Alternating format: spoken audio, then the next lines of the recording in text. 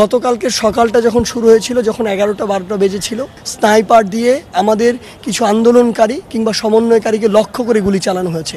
আমাদের মনের অবস্থা রাষ্ট্রের অবস্থার সাথে সমানুপাতিক হারে উঠানামা করে। আসলে যেই আন্দোলনকারীরা রাজপথে 1 মাস আন্দোলন করেছে কোনো স্ক্রিপ্ট ছাড়া, অগ্নিঝরা বক্তব্য দিয়েছে কোনো স্ক্রিপ্ট ছাড়া, সেই আন্দোলনকারীদেরকে 3 লাইন পড়ানো হয়েছে স্ক্রিপ্ট দিয়ে। আমাদের আস্থার জায়গাটা ডিবির প্রতি কমে গিয়েছে কিভাবে? বৈষম্য বিরোধী ছাত্র আন্দোলনের যে সমন্বয়কদেরকে ডিবি অফিসে ধরে নেওয়া হয়েছিল, তাদের সাথে কি ব্যবহার করা হয়েছিল এবং তাদেরকে কি বোঝানো হয়েছিল, এবং আবু সাঈদের মৃত্যুতে এই সমন্বয়কদের কি ভূমিকা রয়েছে, এবং প্রফেসর ডক্টর ইউনূসকে প্রধান উপদেষ্টা বানানোর জন্য কিন্তু তারা আবেদন করেছেন, এবং এর সাথে আরও কিন্তু 20 জনের মতো তাদের লিস্টে নাম রেখেছেন। চলুন এই সমস্ত বিষয় নিয়ে গুরুত্বপূর্ণ আলোচনা করেছে বৈষম্য বিরোধী আন্দোলনকারীর সমন্বয়করা।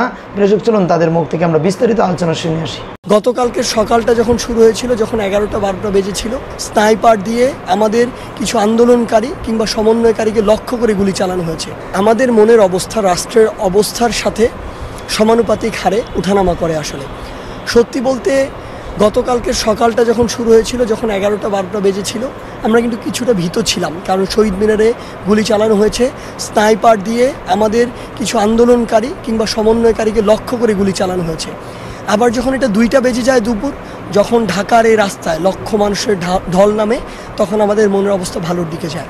ঠিক এই মুহূর্তে দাঁড়িয়ে কিছুক্ষণ পূর্বে যখন এই সংসদ ভেঙে না দেওয়া হয়েছিল, তখন আমাদের মনের অবস্থা ভালো ছিল না। এখন যখন একটি আমরা পজিটিভ বার্তা পেলাম যে সংসদ ভেঙে দেওয়া হয়েছে, এখন অবশ্যই আমরা এই দিক দিয়ে একটি পজিটিভ ফিল পাচ্ছি। এখন সবচেয়ে গুরুত্বপূর্ণ কাজটি হচ্ছে যে আমরা মহামান্য রাষ্ট্রপতি কিংবা সেনাপ্রধান, যেহেতু তাদের হাতে দায়িত্বটি দেওয়া হয়েছে, তো সেই জায়গা থেকে আমাদের একটি সমন্বয়ের বিষয় রয়েছে। কিন্তু গুরুত্বপূর্ণ কাজ হচ্ছে আমাদের অন্তর্বর্তীকালীন যে সরকারটি, সেটি গঠন করা। কারণ এখানে একটি চাপ রয়েছে। আমরা চাই এমন একটি সরকার গঠন হোক নির্দলীয়, যেই সরকারটি পুরো বাংলাদেশকে প্রতিনিধিত্ব করবে। এখানে কোনো রাজনৈতিক দলের প্রতিনিধি এই চিন্তা করে আমরা দিতে চাই না, যাদের উপরে সকলের আস্থার জায়গাটি থাকবে, এবং এরপরে তাদের অনেকগুলো দায়িত্ব রয়েছে। আমরা আমাদের প্রধান উপদেষ্টা হিসেবে প্রফেসর ডক্টর মোহাম্মদ ইউনূসের নাম আমরা ঘোষণা করেছি তার সম্মতিক্রমে। সেই জায়গায় আমাদের কাছে বিভিন্ন জায়গা থেকে, সুশীল সমাজ থেকে, বুদ্ধিজীবী সমাজ থেকে, শিক্ষক মহল থেকে বিভিন্ন নাম সাজেশন এসেছিল। সেই জায়গা থেকে আমরা শর্ট লিস্টেড করেছি ধরুন 20 জনের মতো। সেই জায়গা থেকে হয়তো আমরা 10 সবচেয়ে ভালো যারা হয় যে ফেজগুলো, এরকম 10-12 জন দিয়ে বা 15 জন হতে পারে, আমরা একটি এরকম প্যানেল করতে চাই। আসলে তাদের গুরুত্বপূর্ণ কিছু কাজ রয়েছে, যেটি আমরা বলতে চাচ্ছিলাম যে বাংলাদেশে এমন অনেক প্রতিষ্ঠান রয়েছে যেগুলোর উপরে কিন্তু মানুষের আস্থাহীনতা তৈরি হয়েছে। গুরুত্বপূর্ণ একটি জায়গা হচ্ছে নির্বাচন কমিশন। এই কমিশন বিগত 16 বছরে বাংলাদেশের মানুষের কাছে থেকে যে আস্থার জায়গাটি, সেটি সম্পূর্ণ হারিয়ে ফেলেছে। সেই জায়গাটিতে সংস্কার প্রয়োজন। নির্বাচন কমিশন হিসেবে যারা রয়েছে, সেই জায়গাটিতে সংস্কার প্রয়োজন। বাংলাদেশের বিচার ব্যবস্থা একটি বিশাল আস্থাহীনতা তৈরি হয়েছে। আপিল বিভাগে যারা বসে রয়েছেন, আমরা জানি তারা সরকারের তোষামোদি করতেই ব্যস্ত থাকতেন। আবাসনগুলোর কথা আপনি বলছেন, এগুলো তো রাষ্ট্রীয় একটি আবাসন, তাই না? তো এগুলো জনগণের টাকায় তৈরি, ট্যাক্সের টাকায় তৈরি। আমরা এগুলোতে হামলার পক্ষে কখনোই না। আমরা এগুলোকে সহিংসতা বলে চিহ্নিত করতে চাই, এবং আমরা অবশ্যই বিশ্বাস করি এগুলোর বিরুদ্ধে ব্যবস্থা নেওয়া উচিত যারা এই হামলার সাথে জড়িত। আমরা বিশ্বাস করি আমাদের একটি শান্তিপূর্ণ পরিবেশ দরকার, এবং যারা এটি করছে তারা আমাদের অন্তর্ভুক্ত নয়। তারা সহিংসতার জায়গা থেকে, ব্যক্তিগত আক্রোশের জায়গা থেকে এগুলো করছে, এবং আমরা এগুলোকে সমর্থন করি না। যেই আন্দোলনকারীরা রাজপথে 1 মাস আন্দোলন করেছে কোনো স্ক্রিপ্ট ছাড়া, অগ্নিঝরা বক্তব্য দিয়েছে কোনো স্ক্রিপ্ট ছাড়া, সেই আন্দোলনকারীদেরকে 3 লাইন পড়ানো হয়েছে স্ক্রিপ্ট দিয়ে। আমাদের আস্থার জায়গাটা ডিবির প্রতি কমে গিয়েছে কিভাবে? যে তাদের স্ক্রিপ্টগুলো এতটা সস্তা কিভাবে হয়। স্বেচ্ছায় একজন মানুষকে তুলে নিয়ে যাওয়া কিভাবে সম্ভব? স্বেচ্ছার সাথে তো তুলে নিয়ে যাওয়ার কোনো সম্পর্ক নেই। আমাদেরকে ফোন দিলে আমরা চলে আসতাম। আর আরেকটি জিনিস হচ্ছে, এটা যে একটা ভণ্ডামির চরম মাত্রা ছিল, সেটা পুরো বাংলাদেশের জনগণ এমনিই বুঝে গিয়েছে। যেই আন্দোলনকারীরা রাজপথে 1 মাস আন্দোলন করেছে কোনো স্ক্রিপ্ট ছাড়া, অগ্নিঝরা বক্তব্য দিয়েছে কোনো স্ক্রিপ্ট ছাড়া, সেই আন্দোলনকারীদেরকে 3 লাইন পড়ানো হয়েছে স্ক্রিপ্ট দিয়ে। তো এটা যে স্ক্রিপ্টেড, এটা তো বোঝা যায়, এটা প্রেসক্রাইবড একটা জিনিস। আবার আমরা সেখানে থেকেছি ধরুন 6 দিন, আমরা 18 বেলা খেয়েছি। 1 বেলা খাইয়ে সাথে সাথে সেখান থেকে বের হওয়ার আগে যখন আমরা জানতে পারি সোশ্যাল মিডিয়া সেটি ছড়িয়ে পড়েছে, তখন সেটিও যে ইন্টেনশনালি করা হয়েছে এবং আমরা ভালো ছিলাম এটি দেখানো হয়েছে, সেটাও যে প্রেসক্রাইবড, সেটাও বোঝানো যায়। এমনকি আমাদের পরিবারের সদস্যরা, আমাদের টিচাররা একাধিক দিন গিয়ে ওইখানে সারা দিন দাঁড়িয়েছিল, তাদেরকে ঢুকতে দেওয়া হয়নি। যেই একদিন ঢুকিয়ে ইচ্ছা করে খাওয়ানো হয়েছে এবং ভিডিও করানো হয়েছে এবং এরপর আবার আর ঢুকতে দেওয়া হয় নাই, সেটাও যে প্রেসক্রাইব, সেটা তাদের কার্যক্রমে বোঝা যায়।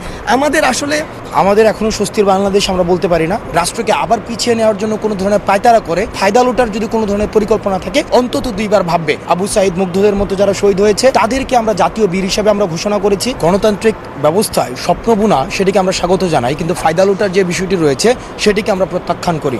আমরা চাই যে গণতান্ত্রিক যে দলগুলো রয়েছে, যারা এত বছর ধরে গণতন্ত্রের জন্য রাজপথে থেকে সংগ্রাম আন্দোলন করেছে, তারা অবশ্যই স্বপ্ন বুনবেন, কিন্তু তারা যদি সেটিকে পুঁজি করে রাষ্ট্রকে আবার পিছিয়ে নেওয়ার জন্য কোনো ধরনের পায়তারা করে, তাহলে বাংলার যে ছাত্র নাগরিক যে সমাজ তারা যেভাবে ফুঁসে উঠেছে, আমি মনে করি তাদের সামনে এই চিত্রটি ভেসে উঠবে এবং তারা এই ধরনের ফায়দা লোটার পূর্বে অন্তত দুইবার ভাববে। এবং আমরা তাদেরকে আহ্বান জানাবো, আমরা সুখী সমৃদ্ধ বাংলাদেশ গড়ার জন্য আমরা যে ধরনের বাংলাদেশ আমরা বলছি, রাষ্ট্রীয় ইনস্টিটিউশনগুলোতে মানুষের বিশ্বাস ফিরে আসবে, রাষ্ট্রের যে কাঠামো পুরো ব্যবস্থাটায় সংস্কার আসবে, সেখানে বাংলাদেশের প্রত্যেকটি মানুষ স্বনির্ভর অনুভব করবে। সেই ধরনের রাষ্ট্র গঠন করার জন্য আমরা অবশ্যই রাষ্ট্রের সব পক্ষের সহায়তা চাই, কিন্তু সেখানে কোনো ধরনের ফায়দা লুটার যদি কোনো ধরনের পরিকল্পনা থাকে, সেই বিষয়গুলোকে আমরা তাদেরকে সতর্ক করে দিতে চাই, সেটি বাংলা ছাত্র নাগরিক সমাজ মেনে নেবেন। দেখুন, বৈষম্য বিরোধী ছাত্র আন্দোলন গতকাল থেকেই আমাদের সবাই নেতাকর্মী সমন্বয়ক সবাই বারবার বার্তা দিয়েছে যে সংখ্যালঘু বা রাষ্ট্রীয় যে উপাসনালয়গুলো রয়েছে, ধর্মীয় উপাসনালয়গুলো রয়েছে, সেগুলো আমরা যেন সামাজিক নিরাপত্তা বেষ্টনী নিশ্চিত করে তাদের নিরাপত্তা নিশ্চিত করে। সেই জায়গা থেকে আমরা দেখেছি বিচ্ছিন্নভাবে যে ঘটনাগুলো ঘটেছে, আমাদেরকে মাথায় রাখতে হবে 16 বছরের যে ফেসিজমের যে কাঠামোটি তৈরি হয়েছে সেটি কিন্তু একদিনে উৎখাত হয়ে যায়নি। তাদের যে উত্তরসূরিরা তারা থেকে গিয়েছে, তারা পরবর্তী বাংলাদেশ বিনির্মাণের পথটি যেন প্রশস্ত না হতে পারে সেটির জন্য তারা কিন্তু তারা সবসময় করবে। সুতরাং আমরা সবাইকে বলবো, আমরা পারস্পরিক নিরাপত্তা নিশ্চিত করবেন এবং তাদের যে কোনো ধরনের ষড়যন্ত্র আপনারা রুখে দিবেন। আমাদের এখনো স্বস্তির বাংলাদেশ আমরা বলতে পারি না, স্বস্তি এখনো শেষ হয়নি।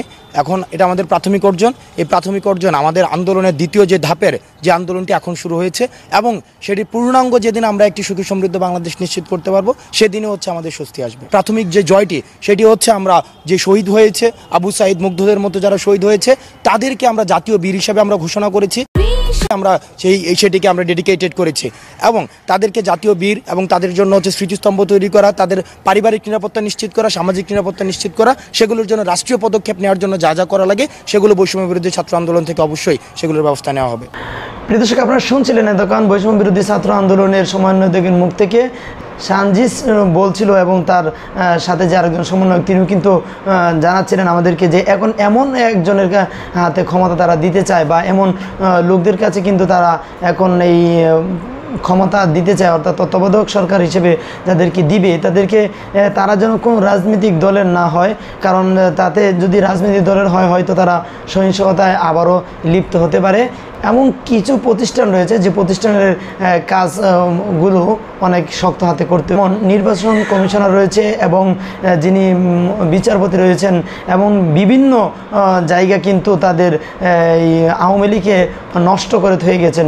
সেই নষ্ট জায়গাগুলো যারা পরিপূর্ণভাবে তারা মেরামত করতে পারবে, অর্থাৎ কাদেরকে সেই জায়গাগুলোতে বসালে সামনে যে নির্বাচন হবে, সেই যে নির্বাচন হলে যে সেই সরকার গঠন করবে সেটা যেন জনগণের সরকার হয়, এমনটা তারা কিন্তু আশা করে এমন লোকদের হাতে তারা এই বর্তমান দেশের কিন্তু ক্ষমতা হস্তক্ষেপ করার তারা কিন্তু পরামর্শ দিচ্ছেন সেনাপ্রধানকে।